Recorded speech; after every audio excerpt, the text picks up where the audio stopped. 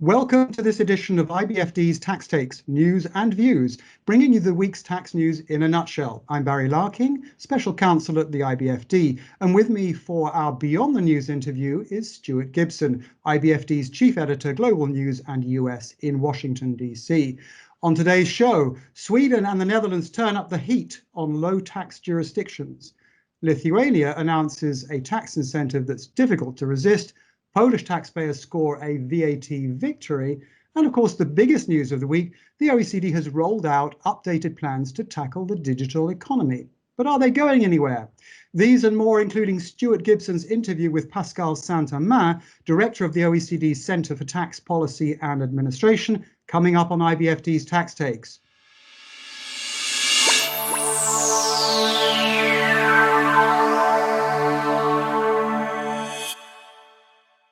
First, we turn to the top news of the past week, as reported in IBFD's Tax News Service. And it will come as no surprise to most viewers that the top story of this week is the OECD's release of the blueprints on the two pillars for global tax reform and digital taxation. While the OECD made some, mostly minor, changes to the last drafts in circulation, the real questions revolve more around policy than around the technical details. The ultimate question may be whether the members of the inclusive framework have the political will to achieve consensus by mid-2021, as the OECD hopes. And the answer to that question may hinge on the outcome of the US presidential election in just 2 weeks' time. While the OECD has invited public comment on the updated plans, the political issues continue to dominate. More on this later in our interview with Pascal Saint-Amand. For those on the lookout for the best places to invest, Lithuania might well be worth a closer look, as the country is offering the opportunity to pay no corporate tax for up to 20 years for large-scale investments in manufacturing, data processing, and internet hosting. The incentive is available for resident and non-residents alike and kicks in next year. The EU is also doing its bit to support member states that are offering tax breaks in the wake of the COVID crisis, and has now extended the temporary relaxation of the state aid rules to allow them to offer benefits that would otherwise not be allowed under those EU rules, at least up to mid-2021. A recent decision from the European Court of Justice will be welcome news for struggling Polish businesses that are claiming relief from VAT due on unpaid invoices. The decision struck down conditions that meant relief would not be available if a customer is insolvent or being wound up at the time of sale or when making the claim for relief. The decision highlights the lack of full harmonization of VAT in the EU. Other member states will no doubt be reading it carefully. Blacklists are high on the agenda again this week, as both Sweden and the Netherlands announced action aimed at discouraging the use of tax havens for tax purposes. The Swedish move would make interest non-deductible if it is paid to a business located in a jurisdiction that is on the EU's blacklist. The move follows the most recent update to the EU's list, with 2 countries being added and 2 dropping off, leaving the score even at 12 jurisdictions. The Netherlands is not content to just apply the EU list and has adopted its own list of low tax jurisdictions that applies similar disincentive measures to. There are 14 jurisdictions on the Dutch list, only 2 of which are on the EU list. But the Dutch list may also be changed in response to the public consultation that's just been announced. So multinationals will clearly be well advised to keep these lists under constant review. And life is not getting any easier for digital platforms, at least as far as tax is concerned. Estonia is the latest country to have tabled plans to force digital platforms to report details of their users and their income to the tax authorities. It seems that the potential revenue to be gained or protected is just too great for countries to wait for the EU rules to be introduced that were announced in July. No doubt this trend will not be limited to EU countries. And finally, we hear a lot about discrimination in the tax context, but not very often about gender discrimination. That's not the case in New York, where a gender-based price discrimination ban called the pink tax has just come into effect. While perhaps not strictly speaking a tax, it illustrates the point often made about corporate tax and more recently digital taxes, that it's ultimately the consumers that end up paying the tax bill. Now we go to Beyond the News for Stuart Gibson's interview with the director of the OECD Centre for Tax Policy and Administration, Pascal Saint-Amand. Stuart.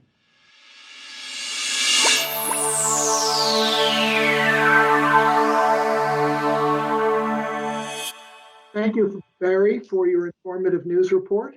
I'm Stuart Gibson, Chief Editor of Global News here at IBFD, and I'm joined today by the Chief Architect of the OECD's BEPS project, Pascal Saint-Amand. Welcome, Pascal. Thank you. Good to see you, Stuart. Good to see you. Let me set the stage before we delve into the current hot topic, taxation of the digital economy. The OECD and members of the Inclusive Framework completed most of the heavy lifting on the BEPS project in October 2015, when they issued final reports on all but one of the 15 BEPS action items. Ironically, the only remaining item that requires significant work is the first one, addressing the tax challenges of the digital economy. For almost the past 2 years, members of the Inclusive Framework have broken the work of Action 1 into 2 pillars. Pillar 1, reallocation of taxing rights, and Pillar 2, everything else, which has come to mean adoption of a global minimum tax. Last year, it looked like things were set to finish on track, but then in December, the United States threw a spanner into the works, and if that weren't enough, COVID hit, creating logistical issues that have affected your work for the better part of this year. 2 weeks ago, the members of the Inclusive Framework met to finalize reports on blueprints for Pillars 1 and 2. Last week, you released those documents along with a cover statement and economic impact analysis, kicking off a 2-month public consultation period on the latest reports. During a webinar last Monday, you talked about seeing the glass as half empty or half full, which I, for one, took to mean that the process could either succeed next year or fail for lack of political consensus. Could you please talk about that and give us your assessment of the prospects for reaching consensus in 2021?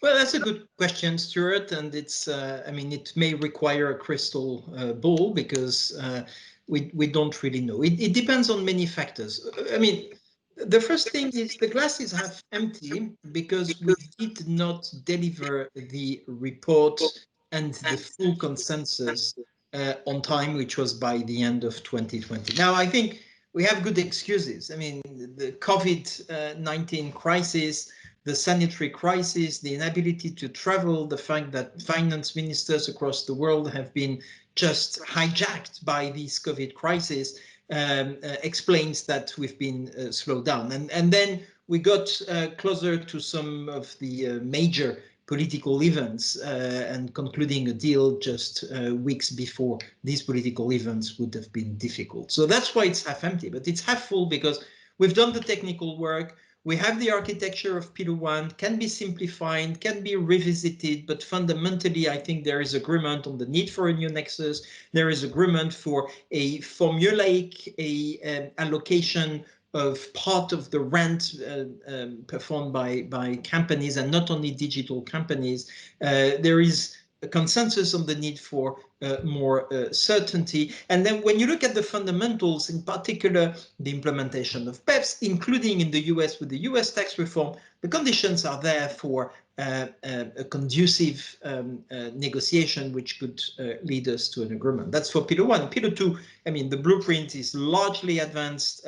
If we're asked to press the button, we can do it tomorrow. It's just about the political dynamic here. And if you are honest, you can say that both pillars are linked politically, but technically they're not. One is about addressing the tax challenges of the digitalization of the economy. The other is about putting an end to tax competition. So you can make a link politically, but technically they're not really linked. So with all that said, what's going to happen? It depends. It depends on the political dynamic. It depends on what happens in the US and what a new team or a renewed team would think of this project. It depends on the US business community's views, and we know that they are divided. I mean, divided may not sound great, but it's much better than during the BEPS project, where they were united against the BEPS project. So here you have a number of players thinking that solution is better than none. And then you need to see what's the dynamic in other countries in terms of moving ahead on their own with domestic legislation like digital service taxes and so many unknowns in this equation, and I think we'll know quite soon in 2021. But for sure, we as the secretariat of these large bodies, which is the inclusive framework, we are ready. We are ready to advance in the next 2 months through the public consultation and through other consultations with countries, how we could simplify Pillar 1, how we could come up with something which would be palatable for all the countries to agree upon in 21. So half empty, half full, but still work going on. That's about as concise an explanation as we can get, and it's very useful. So let me talk about the spanner in the works. So last December, U.S. Secretary of Treasury Steve Mnuchin said that the United States was going to insist on something called a safe harbor for companies that do not want to participate in reallocation of taxing rights and the change in the nexus rules. And there was a lot of confusion over that because of the use of the term safe harbor. So could you talk to us about how the other members of the inclusive framework reacted to that proposal and how it's affected your work on Pillar 1? I think it's fair to say that they reacted badly. And I think the safe harbor proposal was not for the companies not willing to adhere to the new system, but those which would join the new system, they would have been on what Stephen Mnuchin called a safe harbor, meaning that they would have benefited from the new rules, including tax certainty. But what does this idea, which is still on the table and which is still considered and rejected at the same time by US partners, where does it come from? I think it comes from an issue in the US with the scope, and that's been the case since the beginning. The US, and that is bipartisan, has always been very clear that the solution could not be ring-fenced to the digital companies because there was no such thing as the digital economy. We should rather speak about the digitalization of the economy. And that was the conclusion of the Action 1 report back in 2015. So that's the first part of it. Cannot be ring-fenced. But then when the US came up with some ideas like the marketing intangible idea, or ideas where they were saying the issue that we tried to address with the tax reform and maybe not completely satisfactorily, but the issue is about the rent, and the rent is not limited to digital companies, even though some of them are extremely profitable and do indeed have excess return, residual return, we call it the way we want.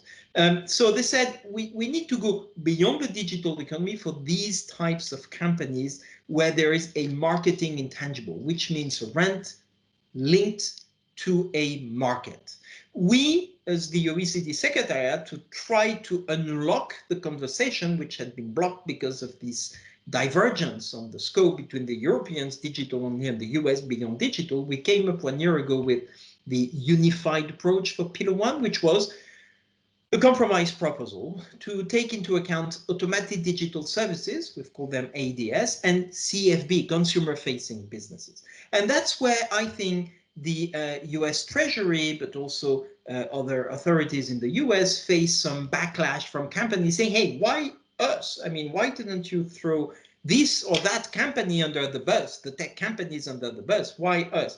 And that created some difficulties. And the way I think for the US to solve the contradiction between cannot be ring-fenced but difficult to go beyond was to say, well, actually, companies will decide whether they're in the scope of the measure or not, which is not deciding whether they're subject to tax or not. They would be subject to the existing regime where they pay taxes in the US because of GILTI and all that, but they would decide between reallocation of some of the residual profit to the market jurisdiction and tax certainty or the existing regime. So I think this is the meaning of the safe harbor, but to respond to your question, were it welcomed by US partners? The answer is, oh, not at all. That's very useful. I think that's the most cogent explanation I've ever heard of the concept of the safe harbor in Pillar 1. So you mentioned whether pillars 1 and 2 should be linked or delinked. Can you talk about the prospects for achieving consensus on pillar 2 as a standalone? You said you could push the button now. Is it all or nothing, or can it be delinked from pillar 1? So like pillar 1, we issued on pillar 2 a blueprint, which is quite detailed, which is, I think, pretty impressive technical piece of work. Some would say extremely complex and too complex. And by the way, we are consulting on the ways to simplify the implementation of pillar 2. But I think it's broadly there. And you know what? We had a precedent with guilty, a precedent with its merits and its flaws. And what we've tried to do, and by the way, we hired people who worked on the regulation in the IRS for the implementation of guilty so that they know it pretty well. We tried not to reproduce the flaws of guilty. And what we could see in the building of pillar 2, or at least the blueprint, is all the countries working technically, including those which do not like pillar 2, countries which are investment hubs also, but they played balls pretty well, building this technically so that we would have something technically clean, and also countries which are very much willing to get pillar 2 and which made some proposals, like France, Germany, Italy, Spain at some point tabled some proposals and said, okay, the blending should be jurisdictional. The rate should be that amount, 12.5 to 15%. The rule order should be this, and et cetera, et cetera. So the work has advanced with some political leadership. What has been missing to conclude pillar 2 has been a complete leadership, in particular from the co-sponsors of pillar 2, France and Germany, because of the political link with pillar 1. I mean, all this project is under the banner of digital, addressing the tax challenges of the digitalization of the economy. And for a minister like the French minister, the Minister of Finance, to say, oh, we have agreement, I will be able to tax the French companies putting their profits in tax havens, where I'm not able to tax the profits of American tech companies operating in France, is not an easy thing to do. And in terms of rhetoric, it's difficult. So that's why I think there was this idea that we need to do further work, ideally find a solution on both pillars. But given that technically, logically, policy-wise, the logic is not the same, there is a chance that there could be a coalition of the willing on pillar 2. And I have to add that pillar 2 doesn't require full consensus. Our goal is to reach full consensus because that's the way we work. But frankly speaking, if a country wants to do a pillar 2 on its own, it can do it. We don't need a model, a multilateral convention, or we don't need all the countries to be part of it. Now, there are a couple of remaining issues, in particular for developing countries, a subject to tax rule, which should be part of a solution. That's what developing countries said. But fundamentally, we're not far. And depending on the political dynamic on pillar 1 and on the rest, I don't exclude that at some point some countries would say, let's do pillar 2 on our own, and maybe earlier than pillar 1, to be seen. So the answer is maybe yes, maybe no. So I'm going to ask you the question everybody is contemplating as a worst case scenario. So what happens if you can't reach consensus? That's a good question, and I think my Secretary General has been pretty eloquent when releasing the package. 800 billion euros, or dollars probably, lost in terms of growth because of unilateral measures triggering trade tensions. That may be a trade war, that may just be trade tensions. If you look at the Section 301 decision, or the decision of the US to implement Section 301 of the trade code against the French DST will probably yield around 300 million euros, 350 million euros around. and the trade response is 1.2 or 1.3 billion on French goods. It's decided and will probably be implemented in January, as the French announced that they are going to collect their tax in December, which means that 301 will no longer be suspended. But then the European Union is likely to respond to that with other trade sanctions. And given the state of play of the world, do we need trade sanctions? No. So the alternative is more unilateral measures, more trade tensions. We'll see, depending on the US dynamic, whether sanctions will be maintained or not, but you will have frictions, and these frictions are no good for the world. As regards DST, they may be the last resort solution for a number of countries if there is no agreement, but we all know that DSTs are not really good for the economy. They are bad for the startups. They are bad for the low margin companies or the loss-making companies, because it's a real toll on consumption. They are passed on to the final consumers. So DSTs are not great for the economy. So we have a suboptimal situation, and actually pretty bad situation. But that's why we at the OECD are encouraging all countries to try to find a compromise so that we can move smoothly towards a multilateral solution. I have no doubt one day there will be a multilateral solution. The question is, do we go there in an orderly manner and timely manner, or do we have to go down to chaos before going back to something more reasonable? That's the main question, and I hope you as business in particular will help move towards a smooth transition. Thank you. That's extremely useful. I see it as, will we move to order directly, or will we have to go into chaos before we move into order? And that's a real Hobson's choice as we move into 2021. Thank you so much. Our guest today has been Pascal Saint-Amand, Director of the Center for Tax Policy and Administration at the OECD. Thank you so much, Pascal, for your time and for your insightful comments today. My pleasure. Thank you, Stuart. That wraps up this week's edition of Tax Takes, News and Views, the week's news in a nutshell.